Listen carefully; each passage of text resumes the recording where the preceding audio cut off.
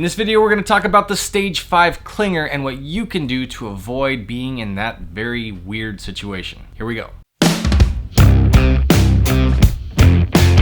What's up? My name is Chris from FlyRyde.com. Welcome to another video. If this is your first time here and you want to learn all about custom lighting, like what parts to use, how to install them, and why all of this is so awesome, start now by subscribing and hitting that bell so you don't miss anything. If you've ever spent much time building custom things of any sort, whether that's custom car, custom bike, custom truck, lighting, anything specific where you're doing very detailed work, you can be baited into something that's like a big giant project. It looks good up front. You think it sounds amazing. The problem is it very well could be that you're the only one that can ever work on that job in the future. That's kind of a bad situation. So I'm gonna give you a few quick tips before we dive into this video where I show Mike's trip here to FlyRyde. It's gonna start with a very simple one, which is tip number one, just stick to basics. If you wanna do things for other people that are custom, do custom things that are basic. You can do that. It's actually the most profitable. I talk about it in one of my little mini courses. This is just stuff that's good to do. Keep it simple. Now the next thing is, if the only way that you'll get business is if you build something really wild and crazy, I want to suggest that you do that assuming that other people are going to have to work on it later. Body shops are going to have to take off bumpers.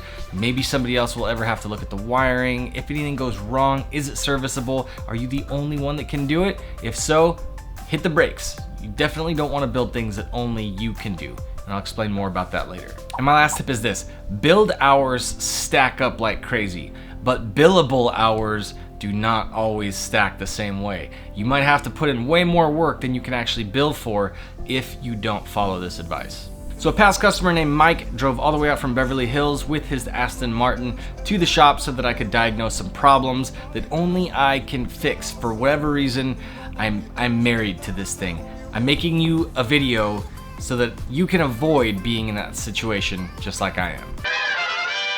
It's actually been quite a while since I've seen my buddy Mike, but he's gonna bring in the Aston Martin right now. Apparently there was some kind of damage and one of his turn signals is messed up. So he's gonna pull in, he's gonna be here any second. I'll show him pulling up. It'll be his first trip to the new shop, and we'll shut the lights off and get the car in here and show all the cool things that his Aston Martin does. But first I gotta find out what's wrong with it. We're gonna check out the functions that work. Mike is here, Aston Martin's here. Let's see what it's doing, what it's not doing. Okay, so the biggest problem on this car was that the left turn signal was just on no matter what. There was also some damage to one of the parts on that corner of the car. So it kind of got crazy because you've got all these different parts from different manufacturers and they have to work perfectly together. This is the lights on. Okay. And then of course, left turn is that. Right. So left turn is always on right now? Yeah, it's really weird, even when the headlights are on. And then right turn signal. Now when you change certain things on a car, like the factory LED turn signal, the car expects that a certain amount of power is going to be used. So if you change the taillight turn signals, that's going to mess up the whole car to think that there's a bulb that's out. Or if you do the headlights, or if you do the headlights and the taillights, it gets just wild. The car is freaking out and you have to trick it into thinking that you haven't been in there messing with stuff. That's with the lights off. So make sure the lights, Then it blinks normal mode? except for left. Oh, I see. And so this one you were just saying the actual lid popped off of it, right? Yeah, I mean, if that's getting wet, I can see that freaking some stuff out. Do you want to like connect your The phone? or? Yeah. Now I just decided to make everything crazy by using parts from a ton of different manufacturers. We've got the controller from XK Glow. We also have the Ride controller, which is another company. And then we have those things powering up Demon Eyes that are from the Retrofit Source and the etched lenses and all that. We have Angel Eyes from XK Glow, EX LED parts for the headlights and the taillights. And then we've got these front side markers from Diode Dynamics. They all have different drivers. They all have different things that work differently. And I have to make the car think that they belong there. So we decided that we just shut off all the lights in the shop, show all the different little functions and features, find out what was not turning on correctly, and then systematically go through step by step and fix each one of those different little zones so that when I push all the buttons on that Ride controller app, we get all of the things working the way that they're supposed to on this car. We even actually removed a couple parts just to simplify things. Okay, so one little change that we did, one of these was busted on the other side. So this part, it's a Diode Dynamics switchback strip, super bright, and for whatever reason this side has turn signal like stuck on. So there's probably something crossed in there. Plus the lens of this is busted off. So something could be bridging in there and it's causing the running light and the turn signal to go together. On this side, we went ahead and just swapped out this part for the new one. And that means that it's gonna have a little bit different look. Instead of having that straight strip, it's got more of the dotted look, which is kind of cool because that's got the dotted look. So it kind of goes together a little bit better. So I'm gonna swap over the other one next, and hopefully that takes care of our turn signal problem and my dude can have a normal working car. One hand ruined, one light fixed. So this car was a beast. I wanted to quit so many times, but here I got my buddy who's a lawyer in Beverly Hills on the ground, shoving his arms up into the bumper, trying to fix this thing, and I realized there was no quitting. There was just grind, grind, grind until it was done, because if not, he was gonna have to go all the way back and then come all the way back on another day. And I was just trying to make it easy for my guy. Now this is the stupidest thing ever, but I did come up with a janky little solution to fix Mike's turn signal problem. Headlight. That shouldn't have worked. So some things should not work. Me looking like a goofball with my hair all stupid, figuring out smart things.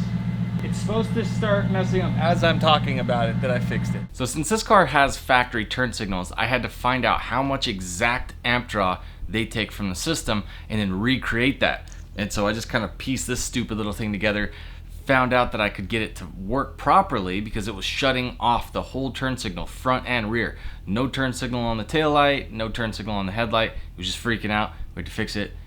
I don't know why that worked, but it did. And I was stoked about it. After I figured out how to get it to work, we gave him a temporary patch, and I reached out to my much smarter buddy Kyle from over at Ghost Lighting. He walked me through and spoon-fed how to figure out the exact ohm and wattage that I needed on a single resistor to put in there, and now Mike should be all good to go. The project's amazing, and I am completely married to it. So if that's not something that you want to do, I definitely don't recommend doing custom animated headlights and tail lights and interior glow and underglow and vent glow and hood glow and all the things. It was it was a monster. Favorite parts about this car though, that key is crazy.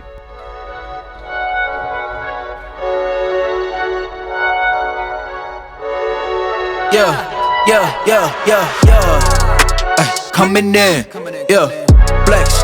I just wanna win, LABB, who we running with, 2233, I'm on 10 again, state your name, been dope on flame, I just switched the lanes, damn he did it again, I just flipped the pain, stripping and dipping in bass, slab on everything, swimming you sinking away, cause I got big racks coming, I put my low racks on it, I ain't skip past losses, I had to get back off it, see the fit lab on it until they whip my coffin, money clip I tossed it, I heard it's big bags on big bags on big bags coming, coming in, flex, I just wanna win, LABB, who we running with, So sometimes I wonder, like, what is it? Why am I making all of these videos? Why am I spending all this time to tell you about all the stuff that I've done wrong?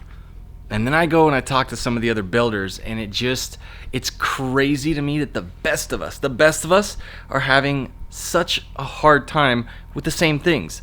We're making these mistakes, nobody's telling us, nobody's guiding us. Listen, you could build some incredible lights. You could also get yourself into some serious trouble. You can let people take advantage of you.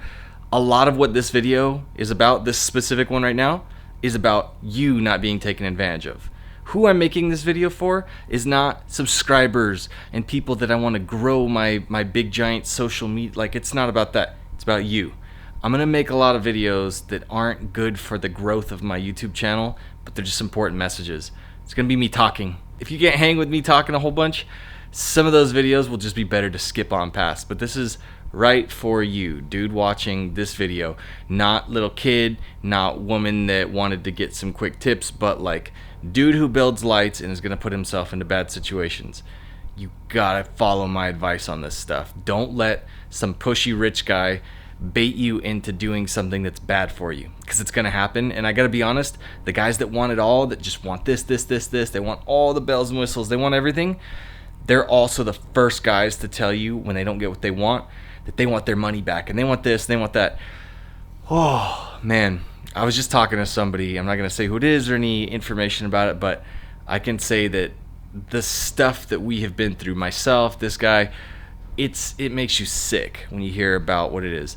Luckily, I have some pretty awesome people like Mike, such a patient guy, such a cool guy, down to earth. Like, I mean, I got to hang out with a cool dude all day long. I made a few $100. It was a good deal, right? Overall, these are things that you want to stay away from. You don't want to be in a situation where if the guy doesn't happen to be super cool, that you're screwed. This is just so important. So I'm done. I'm over it. We'll get on to some other cool videos that don't have quite as much advice for the business guys, but like this one is just for you. This is my business advice for you. I hope you heed my warnings. I hope you go out there and you crush it yourself. Yeah, coming in, yeah, flex.